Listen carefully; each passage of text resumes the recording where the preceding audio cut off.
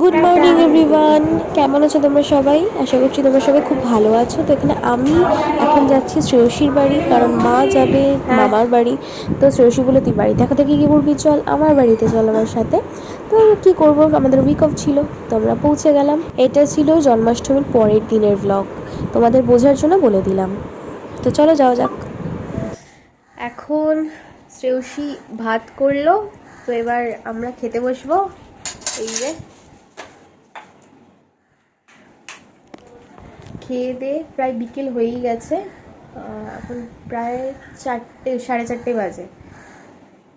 এবার আমরা খাবো, খেয়ে দিয়ে একটু গল্প করে পরে আমি বেরোবো। আসলে আমার শরীরটা অনেকদিন ধরেই ভালো না, তো আমি বললাম সেদ্ধ ভাত করো, এটা আমার সব থেকে পছন্দের।